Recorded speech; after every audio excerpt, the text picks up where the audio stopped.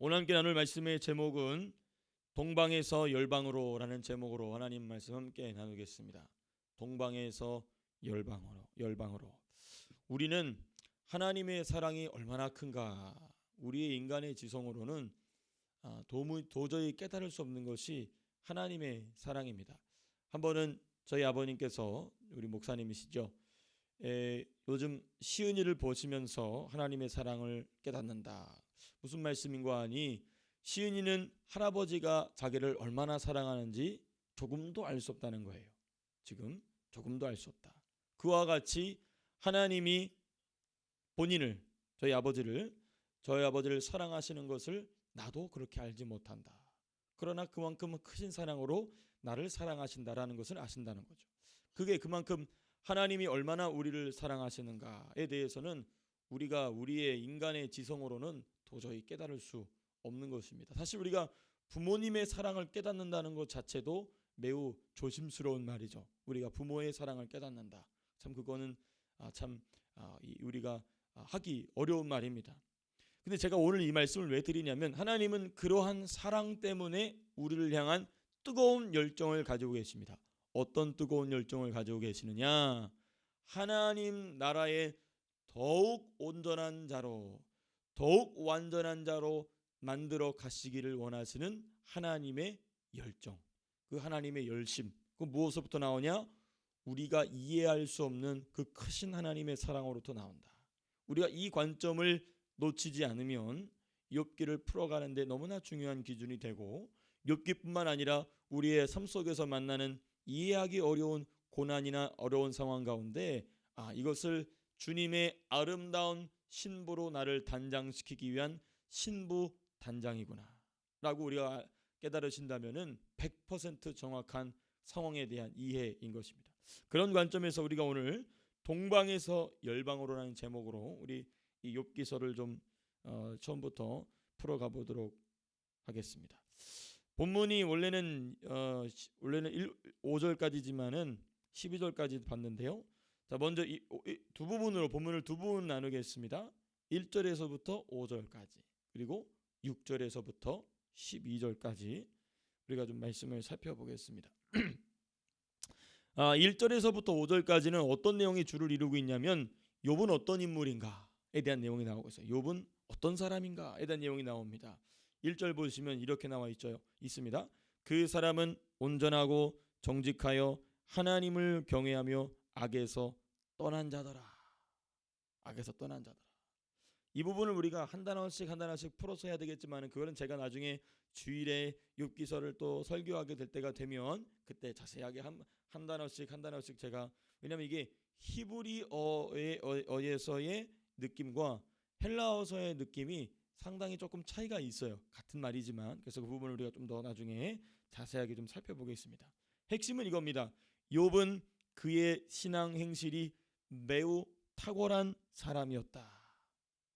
이방인임에도 불구하고 그가 가지고 있었던 신앙은 매우 높은 수준이었다. 욥은 이방인이었습니다. 그렇죠? 사실 이방인, 이스라엘 사람, 유대인 개념 자체가 없는 시대니까 뭐 이방인이다라고 부르기도 좀 어려운 부분입니다. 그러나 이제 구약 성경에 포함되어 있는 욥기서이기 때문에 구약 성경 전체의 기준을 통하여 본다면 이방인일 뿐이지, 사실 이때는 이방인이다 아니다라는 개념 자체가 아직 없던 때입니다. 그런데 제가 1절 말씀을 이제 여러분들과 함께 살펴보면서 이 욥기 전체에 대한 내용을 보다도 좀 자세하게 말씀을 드린다면, 그러나 욥도 사람이라는 점을 우리는 기억해야 됩니다. 아주 훌륭한, 정말 탁월한 신앙의 위대한 하나님의 사람이었음에도 불구하고, 욥도 사람이었으므로 약점을 가지고 있었다. 그리고 이 욥기서는 그 약점을 누가 파고드느냐? 사탄이 집요하게 파고든다. 우리가 어제 로마서 저녁에 말씀 나누면서도 살펴봤던 그런 부분과 일맥상통하는 것인데요. 사탄은 그 약점을 파고들고, 그리고 사람은 그 약점을 지적하지만 하나님은 그 약점을 고쳐 온전하게 만드시는 분이시다. 이게 이제 욥기서의 아주 중요한 맥락입니다. 사탄은 약점을 파고들고 사람은 약점을 지적하지만 하나님은 약점을 고쳐서 온전하게 만드시는, 우리 주 예수님에 대한 말씀과 비교한다면 우리를 온전한 신부로, 더 아름다운 신부로, 더 준비된 신부로, 지혜로운 다섯 처녀와 같이 만드시기 위해서 우리의 약점을 고치시고 온전하게 만드시는 분이심을 욥기서를 통해서 우리가 공부하게 되는 것입니다. 자, 그럼 이제 욥은 어떤 사람인가에 대한 또 다른 정보를 우리가 이 본문에서 찾아보게 되면 3절을 보시면 이런 표현이 있습니다. 그의 소유물은 1절이군요. 1절 죄송합니다. 1절에 아주 중요한 정보가 하나 있습니다. 우스 땅이라는 단어 표현 나왔어요. 우스 땅에 욥이라 불리는 사람이 있었는데, 그래놓고 3절 보니까 3절 맨 마지막에 이런 표현이 있어요. 이 사람은 동방 사람 중에 가장 훌륭한 자라라고 되어 있어요. 그러니까 이 우스라는 지역은 동방에 있었다. 그 어느 동방이냐? 이게 좀 이게 필요하겠죠. 근데 이 당시 세계관은 대부분 메소포타미아 지역을 중심으로 합니다. 그러니까 현재 말하는 중동 지방이죠. 이제 중동 지방 중에서도 사실 사우디아라비아 반도 위쪽, 그리고 현재 이스라엘 지역, 그리고 터키 지역까지 올라가지 않는 그 유프라데스와 티그리스 강을 둘러싸고 있는 이런 이 정도 규모의 땅을 우리가 보통 이제 이 성경의 이 핵심적인 이 지역인데, 특별히 고대 상고사의 지역에서는 그렇습니다. 그러면 여기서 말하는 이 동방은 어느 곳이겠느냐? 그러면 요단강 동편이다라고 보통 봅니다. 그러나 이게 너무나 오랜 시대, 거의 족장 시대죠. 그러니까 믿음의 조상 시대이기 때문에 상고 시대입니다. 거의 상고 시대이기 때문에 이 지명을 정확하게 현재 찾을 수가 없어요. 너무나 오래된 지역이고 또 우스라고 불리는 지역도 지금 현재 존재하지 않기 때문에, 다만 요단 동편 땅이다라는 것은 우리가 이 동방 사람 중이다, 동방 사람이라는 말을 통하여 우리가 짐작해 볼 수 있습니다. 시대적 배경이 어떻게 해서 이 욥기는 아브라함 시대라고 우리가 짐작할 수 있느냐, 거의 확신할 수 있느냐? 이 구약 성경은요, 모세 오경에서 절대로 벗어날 수가 없습니다. 구약 성경 39권은 모세 오경의 흔적이 단 한 군데라도 적게라도 반드시 포함이 되어 있습니다. 모세 오경의 모든 이 교훈들이 다 산재되어 있고 흩어져 있습니다. 그런데 유일하게 욥기서에는 모세 오경의 흔적이 없어요. 모세 오경의 흔적이 없습니다. 그러니까 이 점은 구약은 모세 오경에서 벗어나서는 존재할 수 없는데, 특별히 이 이방인이었던 욥기의 이야기를 볼 때에 모세 오경에서 언급된 사항이 조금 더 등장하지 않는 것을 볼 때, 이 욥은 분명히 이 모세 오경이 기록되기 이전 사람이다라는 것을, 그밖에 여러 가지 요소들이 있지만은 그것만 제가 지금 시간을 다루기에는 시간이 조금 부족하기 때문에 그거는 좀 생략하도록 하겠습니다. 두 번째 부분은 뭐냐면, 어찌하여서 이렇게 이방인 가문 중에서 이런 사람이 나올 수 있었는가? 우리가 좀 이것은 성경적 추론을 좀 해볼 필요가 있습니다. 왜냐하면 이 욥은요, 믿음의 조상 가문과는 관련이 없었거든요. 믿음의 조상 가문이란다면 아브라함, 이삭, 야곱이죠. 아브라함, 이삭, 야곱과는 관련이 없는 가문이었습니다. 다만 우리가 이 욥의 신앙이 어디로부터 계승되어 온 것이냐라고 했을 때 우리는 누구를 생각해야 되냐면, 아벨이 가인에게 죽임을 당하고 생명계대를 이어갈 사람이 사라졌습니다. 그러나 하나님께서는 그 생명계대를 이어갈 사람을 아담과 하와의 또 다른 아들인 셋이라는 사람을 등장시킵니다. 그래서 그 셋이라는 사람의 후손들이 쭉 이어지게 되는데, 제가 나중에 이 족보를 통하여 좀 더 자세하게 살펴보겠습니다만은, 그 셋의 신앙이 어디까지 이어지게 되냐면은 노아에까지 이어지게 됩니다. 노아의 세 아들 중에 특별히 셈족 계열입니다. 셈족 계열인데, 다만 우리가 조금 자세하게 살펴볼 것은, 사실 그 중동 지방 중에 셈족 계열로 남아 있는 것은 이 아브라함 가문이 거의 유일했습니다. 거의 유일했어요. 나머지 가문들은 전부 함 내지는 야벳 가문인데, 그러니까 우리는 여기서 뭘 추론하게 되냐면, 함이나 야벳의 가문의 후손일 가능성이 매우 높은데, 그들 중에서도 드물게 셋의 신앙 고백을 그대로 이어받는 자들이 있었다라는 것을 우리가 성경적으로 좀 우리가 추론해 보게 합니다. 그러나 안타깝게도 이 욥의 신앙이 더 이상 계승되는 부분에 있어서는 성경에 기록되지 않습니다. 왜냐하면 하나님께서는 그 모든 역사의 주안점을, 핵심 요점을 아브라함이라는 사람으로 초점을 맞춰가셨기 때문에 욥의 그 후손들에 대해서는 더 이상 기록이 없습니다. 아쉬운 부분이죠. 자, 우리가 이렇게 욥은 어떤 사람인가에 대한 배경을 좀 살펴봤습니다. 자, 그럼 우리가 좀 더 자세하게는 욥의 신앙 행실을 좀 살펴보고자 합니다. 욥의 신앙 행실 4절과 5절에 이제 욥의 신앙 행실이 나오는데요. 크게 두 부분으로 나눠서 좀 우리가 보고자 합니다. 이제 5절 내용을 우리가 크게 두 부분으로 나눠서 봐야 될 텐데요. 욥의 신앙 행실을 보려면 자, 먼저 보면은 욥은 어떤 사람이냐면 10명의 자녀들을 성결하게 하고 하나님께 그 각자 자녀들이 번제를 드려 하나님 앞에 더욱더 신실하게 세우려는 그런 사람이었다는 것입니다. 그렇죠? 그들이 차례대로 잔치를 끝내면 욥이 그들을 불러다가 성결하게 하되 아침에 일어나서 그들의 명수대로 번제를 드렸으니 참 훌륭한 사람입니다.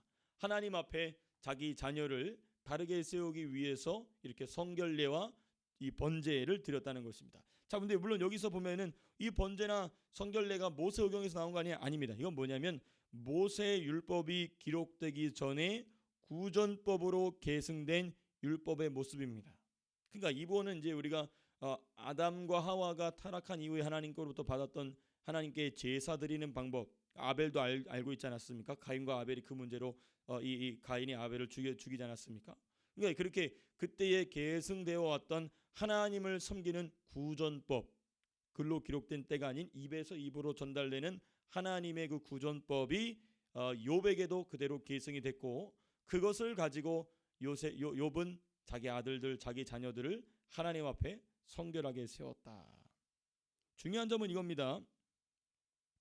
10명의 자녀 모두 그러한 아버지의 신앙 행실에 순종했다는 것입니다. 우리가 어제로서 디모데전서 말씀을 마쳤지만은 그 목회 서신을 가만히 살펴보게 되면 그 장로로 임직할 만한, 감독으로 임직할 만한 사람의 중요한 조건 중에 하나가 무엇인가? 자녀가 그 부모의 신앙을 존경함으로 순종하는가? 그거 보라고 그랬거든요. 그거 못하면 그 사람은 장로가 돼서는 안 된다라고 이야기하고 있습니다. 그러니까 이것을 볼 때 이 욥의 모습을 보면은 욥의 자녀가 욥을 존경함으로써 욥의 말에 순종함으로 하나님 앞에 성결하고 번제를 드리는 일에 그대로 순종했다는 것을 보여지게 됩니다. 그러니까 이것을 볼 때 욥의 평소의 신앙 행실이 어떠했는지를 잘 보여주고 또 외적 행실과 내면적 행실이 모두 덕이 되었다는 것입니다. 그건 자녀가 제일 잘 알지 않습니까? 자기 아빠의 겉모습과 또 내면의 모습이 어떤지를 자녀가 제일 잘 알거든요. 그럼에도 불구하고 그 모든 것을 다 알고 있는 자녀들이 정말로 존경하는 마음으로 아버지를 따른다는 것은 그만큼 이 욥의 신앙이 어땠는가를 살펴볼 수 있게 됩니다. 나중에 욥이 이제 질병의 몸에 욕창이 나게 되고 이 몸에 두드러기가 나면서 큰 고통을 당할 때에 친구 중에 한 명이 와가지고 너가 다른 사람을 지도해 줬다라는 말을 해요. 그러니까 여기서 볼 때는 욥은 자기 자녀뿐만 아니라 주변에 있는 사람들에게 하나님의 말씀, 하나님의 이 진리를 근거를 가지고 사람들을 돕고 섬겼던 것을 또 우리가 짐작하게 합니다. 그만큼 욥은 훌륭한 사람이었다. 자, 이게 이제 욥의 신앙 행실의 첫 번째 부분입니다. 오늘 핵심은 이제 이 부분입니다. 두 번째 부분이요. 욥의 신앙 행실에 있어서 우리가 이 두 번째 부분이 아주 중요합니다. 두 번째 부분은 어디부터 시작이 되냐면 5절 후반부. 이는 욥이 말하기를 혹시 내 아들들이 죄를 범하여 마음으로 하나님을 욕되게 하였을까 함이라. 욥의 행위가 항상 이러하였더라. 자, 이 말씀은 우리가 그냥 쓱 읽으면 욥이 이만큼 참 하나님 앞에 조심하고 스스로를 챙기는 사람이었구나 라고 생각하기가 쉽습니다. 물론 그 생각이 완전히 틀렸다고 볼 수는 없어요. 그만큼 욥이 실제적으로 하나님 앞에 신실한 사람이었고 하나님도 욥을 사단 앞에서 자랑하실 정도로 하나님 욥의 신앙이 훌륭했던 건 사실입니다. 자, 그런데 우리는 여기서 쓱 그냥 넘어가면 안 되고 집중해서 봐야 될 단어가 뭐냐면 혹시라는 표현입니다. 혹시. 욥의 신앙 행실의 동기가 뭐였냐면 자신의 아들들을 하나님 앞에 성결하게 하고 번제를 드리게 하는 그 동기가 뭐였느냐? 혹시였습니다. 혹시. 여러분, 혹시는 뭐죠? 실제적으로 일어난 일입니까? 아니면 가정한 일입니까? 가정이요. 가정입니다. 이 부분이 아주 중요한 부분입니다. 혹시.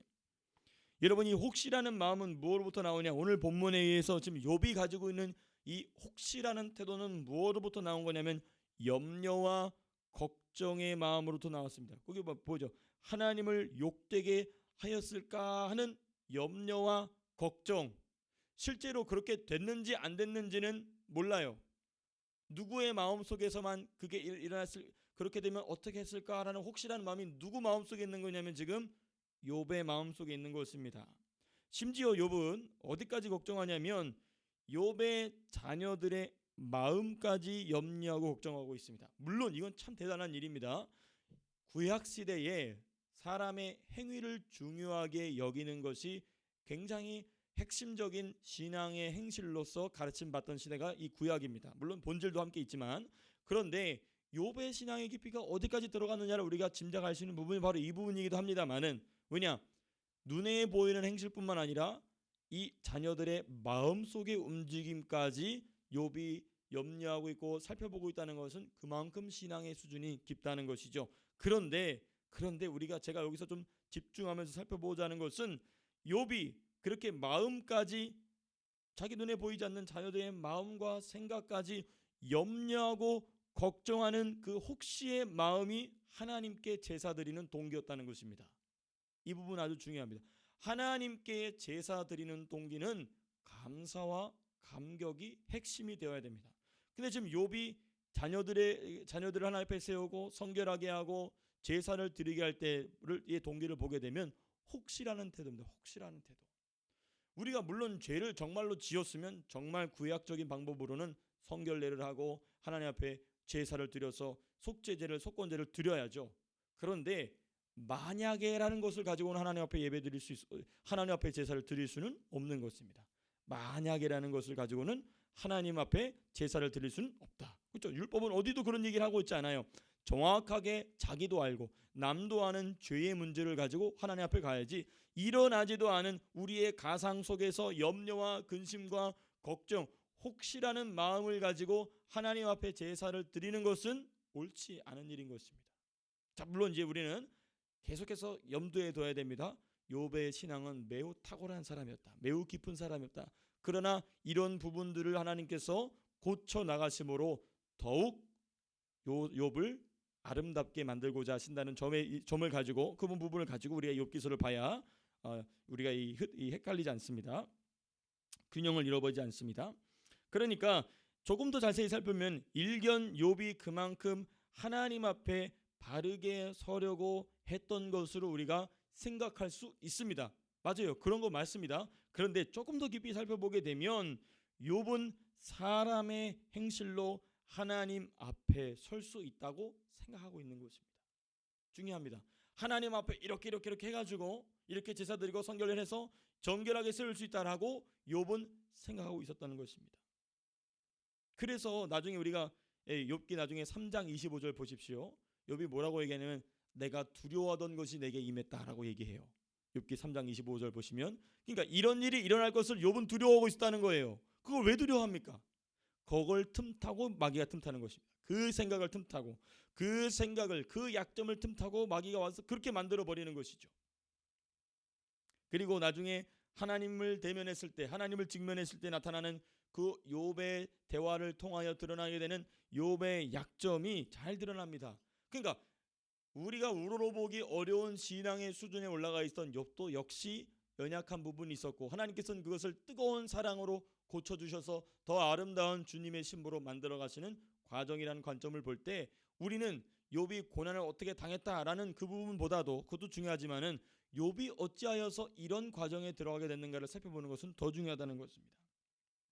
그러므로 하나님은 까닭 없이 고난을 주신 것이 아니라, 그러니까 우리가 욥기를 설명하는 해설하는 해설서를 보게 되면 전부 까닭 없이 하나님이 고난을 주셨다라고 얘기하는데, 사실 저는 그 말에 반은 동의하고 반은 동의하지 않습니다.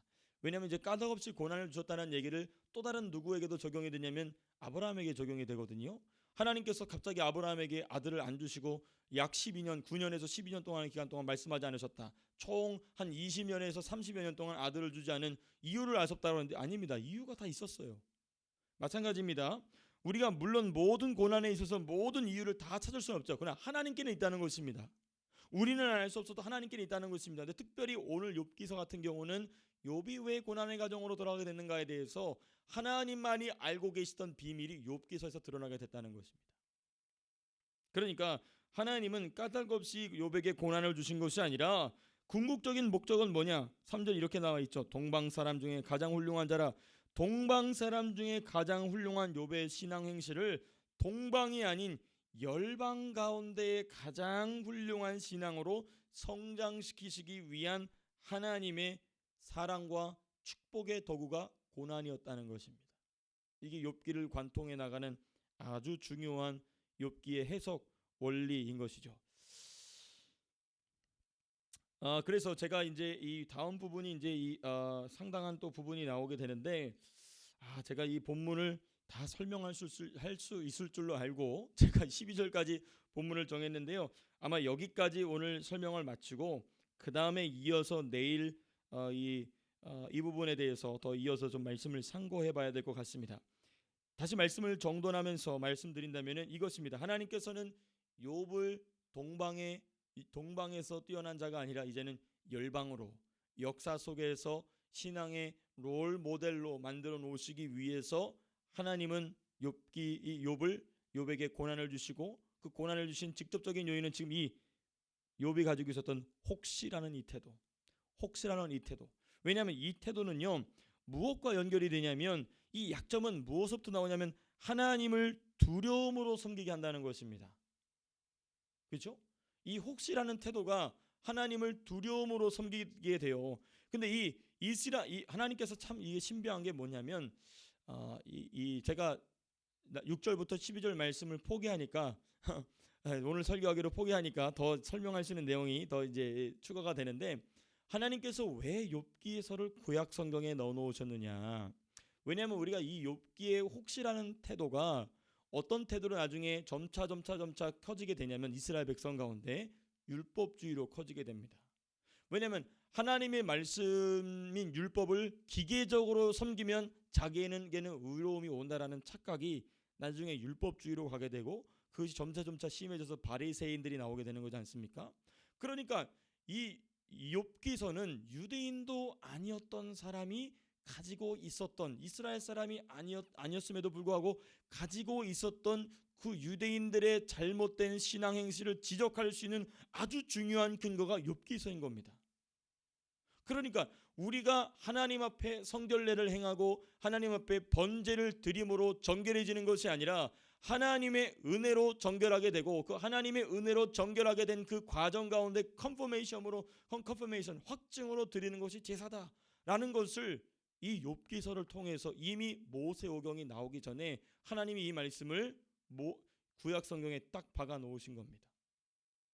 그러니까 이것은 빼도 박도 못하게 유대인들로 하여금 이스라엘 백성으로 하여금 하나님과의 관계가 두려움과 공포와 염려의 관계가 되어서는 안 된다. 하나님은 내가 죄를 지었다 할지라도 하나님 앞에 제물을 가지고 나아가는 모든 자는 용서하시는 분이시구나라는 이 두려움에서 안정감으로 두려움에서 평강으로 넘어가는 이 관계가 너무 중요합니다. 그래야 율법주의가 되지 않거든요. 물론 이 말씀을 오해하고 이 말씀을 악용해서 그러면 죄를 막 줘도 되네 이런 의미가 아닌 것이죠. 하나님과의 관계는 내가 죄를 지면 이렇게 되면 어떡하지? 이런 관계가 아니라 내가 죄를 지어도 하나님이 율법으로 약속하신 제물을 가지고 나아가면 나를 언제나 받아주시는 분이 누구시다? 하나님이시다라는 사실을 이 욥기가 배워야 되기 때문에 하나님께서는 이 욥기서 전체를 할애하셔서 이 말씀을 기록해 두고 계신 것이고 이 말씀이 구약 성경에 딱 들어가서 박혀 있는 것은 구약 성경을 정말 하나님의 말씀으로 받아들이고 있는 그 이스라엘 백성 유대인들로 하여금 하나님을 섬기는 것에 있어서 본질이 무엇이냐 그래서 제 스승님은 뭐라고 그러시냐면 욥기서는 구약의 로마서다라고 얘기해요. 이 부분까지 제가 말씀드릴 줄 몰랐는데 욥기서는 구약의 로마서다. 인간의 내면을 깊이 비추고 그 내면 안에서 발생하는 모순들이 어떻게 하나님과의 관계를 맺고 그리고 하나님께서는 이 모순의 문제를 어떤 방식으로 해결해 나가시느냐. 이제 이게 아주 중요하게 아주 이 세 친구의 대화와 또 다른 사람과의 대화 그리고 하나님과의 대화를 통하여서 그것이 다 드러나게 되는 것이죠. 그래서 구약의 로마서인 욥기서. 그러니까 이 유대인들이나 이스라엘 백성에게는 하나님께서 여러모로 율법주의에 빠지지 않고 하나님과의 온전한 관계를 맺는 것이 무엇인가를 이 욥기서를 통해서 가르쳐주고 계신 것이죠. 제가 오늘 본문은 12절까지 여러분들과 나누려고 했으나 나머지 부분을 나누지 못해서 죄송합니다. 우리가 내일 이어서 보다 더 자세하게 6절에서부터 12절까지 오늘 맥락을 잘 기억하시면서 내일 본문을 보시면 그렇구나, 욥기가 활짝 열리실 수 있게 되기를 주님의 이름으로 축복합니다. 자, 기도하고 마치겠습니다.